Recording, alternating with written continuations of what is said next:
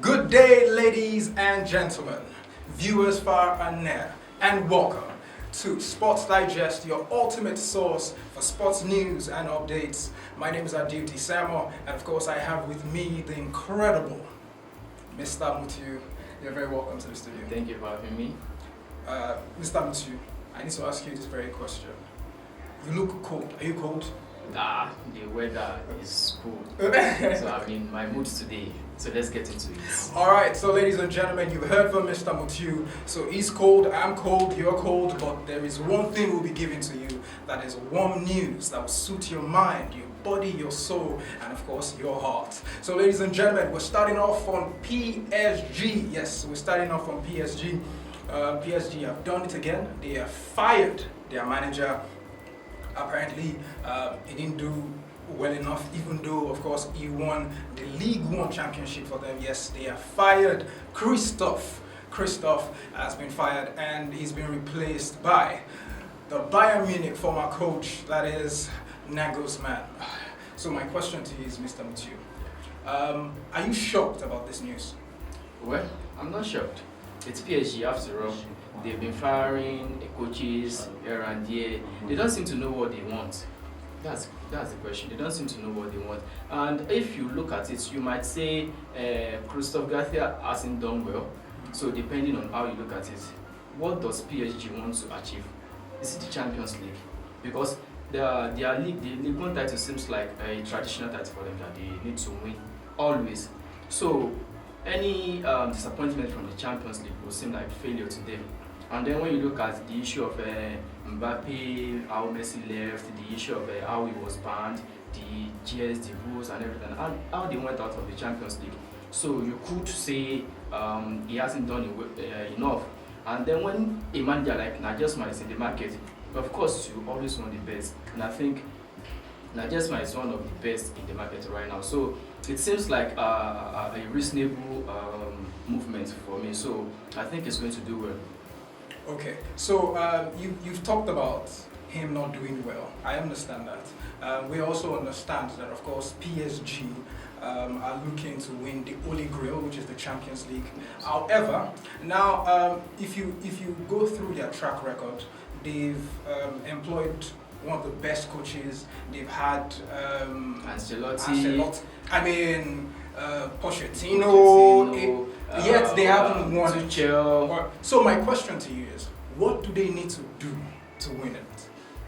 Well, I think they just need to have a mindset to do it with a sporting project. Okay. So they don't need to just hire and fire. Like if you look at their last transfer window, they signed Messi, they signed Sergio Ramos, they signed Donnarumma. Exactly. Now, who do they need to sign again? Who do they need to sign again? So I think the only coach they have given chance after Ancelotti was Tuchel, and he took them to the final, which unfortunately they lost to Bayern Munich. Yes. So I think if there has not been any animosity between them, he should have continued before he came to Chelsea to win it. You understand?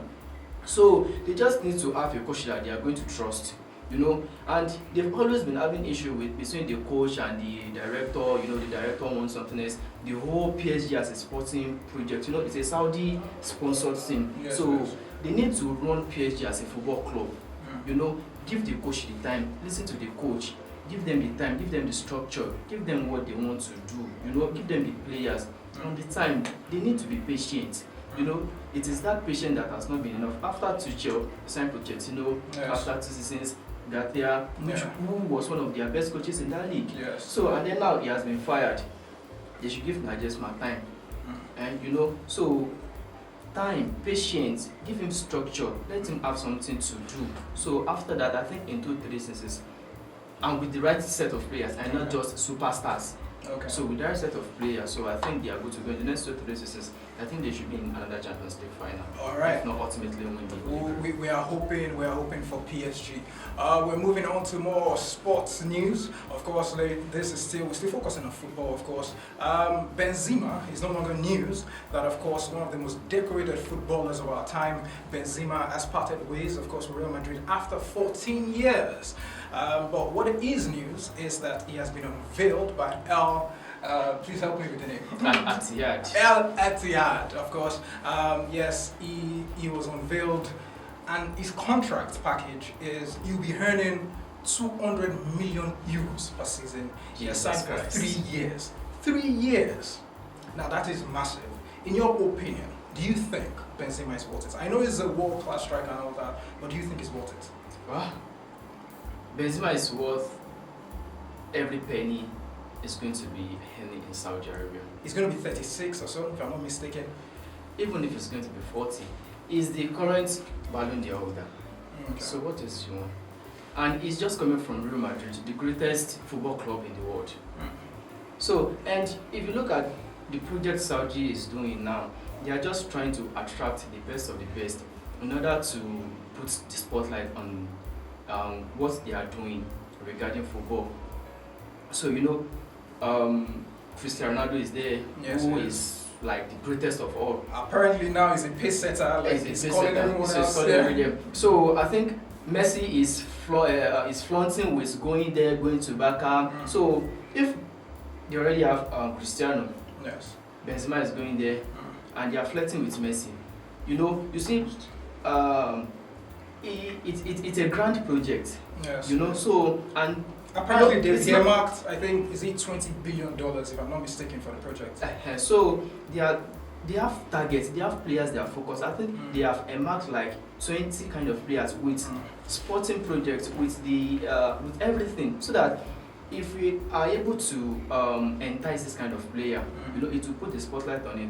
And of course, from Saudi Arabia, you're not going to prize away Benzema from Real Madrid, from the Champions League, from everything on the penny. Yes, of course. So they needed a package that is far and beyond what he could get in Europe. So I think it's that package, because last season nobody could expect Benzema to leave Real Madrid. Yes, nobody did. As recently as January, nobody would even expect. Carlo Ancelotti was shocked about the news. So you get. Yes. So you needed something great, something something you could never have imagined you would be getting. So, and it's at his prime, is even over his prime, is from where he is now, it is downward sloping. Yes. So now you need to just get the dough. Okay. Well, we wish Benzema all the best. Alright, away from Benzema, let's move on to another legend, and this time we're talking about an Argentine legend. He has done it all. He has played the World Cup. He has won the World Cup. He has played in the Champions League as well. He has won the Champions League. I'm talking about Di Maria. Di Maria has parted ways with Juventus. It's a very sad news, but yes, it has happened. Well, his statistics, he played about 40 matches for Juventus. Yes, he had 8 goals, 7 assists. However, last night he said goodbye to Juventus. Where is he headed now? Where do you think he's headed? If I was Di Maria, where would I be? Saudi, of course. That's where the money is. Yes, that's where the money is. Come on. So unless he's homesick and wants to return to Argentina, or is this any sporting project in America and he wants to go there for the money? So, but now, I think at the end of the day, we will see him going to Saudi. Saudi is where there's nothing to do in Europe that Di Maria has not done. He has played for the best of the best. He has been coached by the best of the best. Yes. So now is at the age where he should just Saudi straight. Oh, okay. Arabian money straight. So that's all there is to while we were talking, I was busy dreaming of going to Saudi Arabia myself. I think I still have it in me to do two things. But anyways, all right, let's talk more transfer news. This time, let's talk about Harry Kane, the Tottenham attacker. Okay, is being touted to replace Benzema.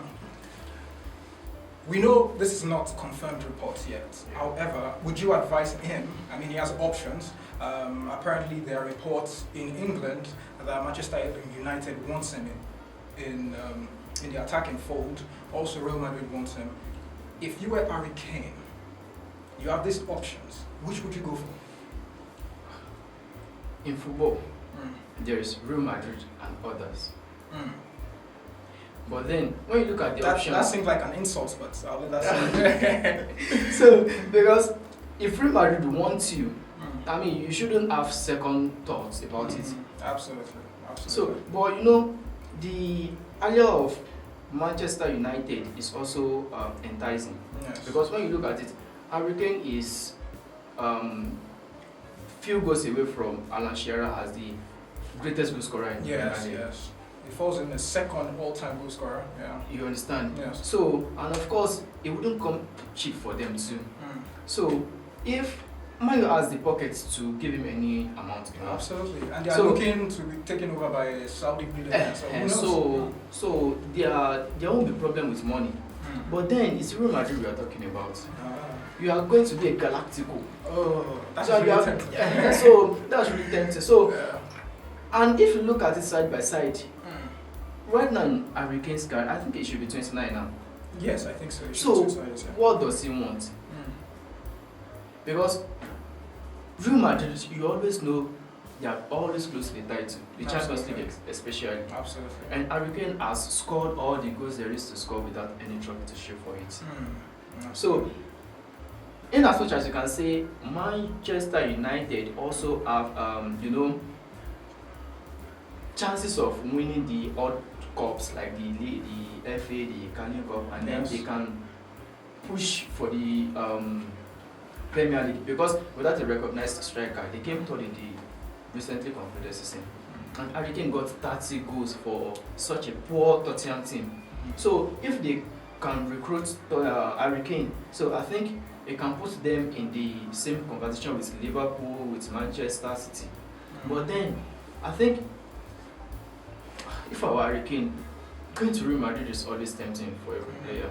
But then putting it side by side with what there is to gain, being the greatest goal scorer in your country for the great Premier League, I think it is also tempting. So, I mean, I'll go for Real Madrid, but if he chooses Manchester United, I don't think it's foolish. Anyways, we talked about tempting. What is also tempting is for us to keep going on and on and on and on. Honestly, we've had so much fun. I don't know about you, Mr. Matthew. It has been such a pleasure. Alright, so ladies and gentlemen, thank you very much. We would like you, of course, to follow us on all our social media platforms. We really appreciate it. Keep the conversations going. My name is Ittihad, and until next time, have a good day.